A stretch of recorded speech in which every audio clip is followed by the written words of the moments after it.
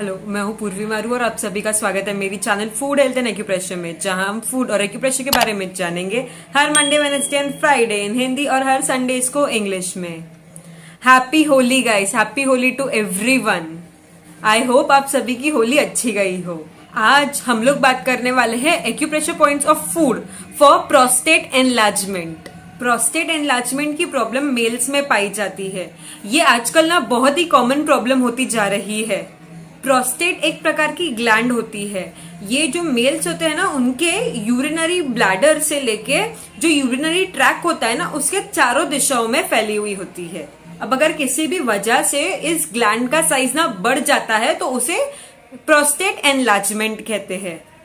अब जिन्हें prostate enlargement की प्रॉब्लम होती है, सिम्टम्स में ये पाया जाता है, उन्हें फ्रीक्वेंटली यूरिनेशन होता है, यानी कि उन्हें ऐसा लगता है कि बार बार यूरिन आ रही है करके। ब्लैडर पूरा एम्प्टी नहीं होता है, पेनफुल यूरिनेशन होती है, यूरिनरी ट्रैक में इन्फेक्शन हो सकता है।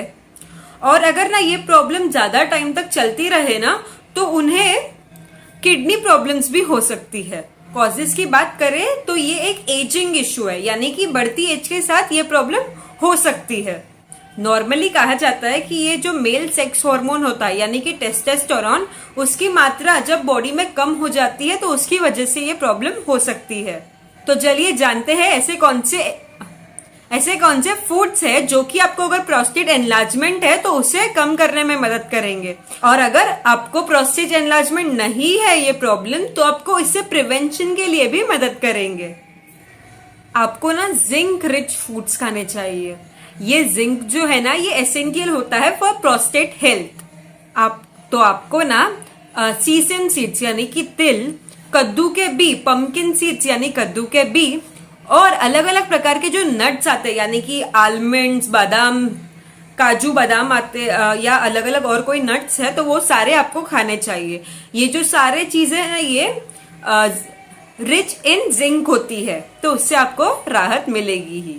सेकंड, आपको विटामिन सी रिच फूड्स खाने चाहिए। विटामिन सी रिच यानी सिट्रस रिच फ्रूट्स, जैसे कि ऑरेंज है, लेमन है, ग्रेप्स है, बेल पेपर्स है, यानी कि कैप्सिकम्स है। ये सारे जो है ना विटामिन सी से भरे हुए होते हैं। विटामिन सी रिच फूड्स है ना, ये इनका intake is associated with reducing the risk of prostate cancer, यानी कि अगर आप इनका सेवन करोगे ना तो आपको प्रोस्टेट कैंसर होने के रिस्क कम करेंगे। थर्ड, आपको ना ऐसे फूड्स खाने चाहिए जिनमें लाइकोपिन पाया जाता है। ये लाइकोपिन यानी जो रेड कलर के फ्रूट्स थे, रेड येलो कलर के, ये जो लाइकोपिन है ना, ये मदद करता है हमारा जो प्रोस्टेट एनलार्जमेंट का जो प्रोसेस है उसे स्लो डाउन करने में।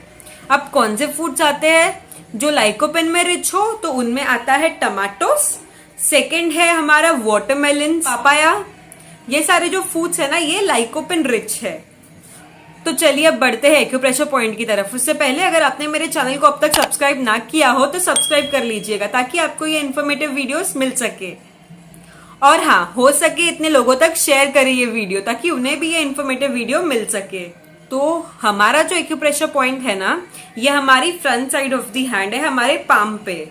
ये देखिए, हम जब ना हमारी मिडिल फिंगर का ये टूवर्ड्स थंब साइड वाला जो एंड है, यहाँ से अगर आप ना सीधे सीधे ऐसे नीचे जाते जाओ, डायरेक्ट यहाँ से सीधे सीधे आप नीचे जाते जाओगे, तो ये जो रेखा जहां मिल रही है ना, यहाँ से अगर आप ऐसे सीधे जाते जाओ और यहाँ पे जो ये रेखा जहां मिल रही है, वो है हमारा एक्यूप्रेशर पॉइंट।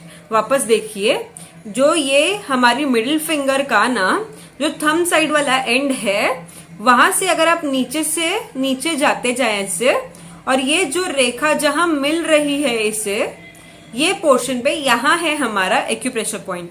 इस पॉइंट का नाम है SP13, यानी कि स्प्लीन मेरिडियन का 13 पॉइंट। ये पॉइंट बायलैटरल है, यानी कि दोनों ही हाथों पे है। ये देखिए, यहाँ पे भी और यहाँ पे भी। ठीक है, तो अब हमें करना क्या है, सबसे पहले तो हम कोई भी पेन या पेंसिल के बैक साइड से ना ये पॉइंट को ऐसे प्रेशर करेंगे प्रॉपरली। आपको कितनी देर के लिए प्रेस करना है? 4 से 5 मिनट के लिए। आप यहाँ प्रॉपरली ऐसे प्रेशर दीजिए 4 से 5 मिनट। उसके बाद क्या करेंगे, उसके बाद हम यहाँ पे सीड थेरेपी करेंगे। सीड थेरेपी के लिए हम लेंगे पेपर टेप और मेथी के सीड्स। पेपर टेप आपको कोई भी मेडिकल स्टोर में मिल जाएगी। हमने एक पीस ऑफ पेपर टेप लिया, उसके ऊपर आप ऐसे बीचों बीच ना एक मेथी का दाना लगा दे, और ये वाला जो पॉइंट है इस पे ऐसे आप प्रॉपर्ली चिपका दे। ठीक है, ये आप दोनों ही हाथों पे करिए। आपको ये ट्रीटमेंट डेली करनी है तो इसका असर आपको डेफिनेटली मिलेगा।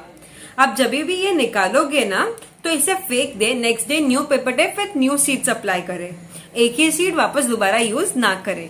तो आज के लिए बस इतना ही। अगर आपको मेरा वीडियो पसंद आया हो, लाइक शेयर एंड सब्सक्राइब करना मत भूलना। Thank you.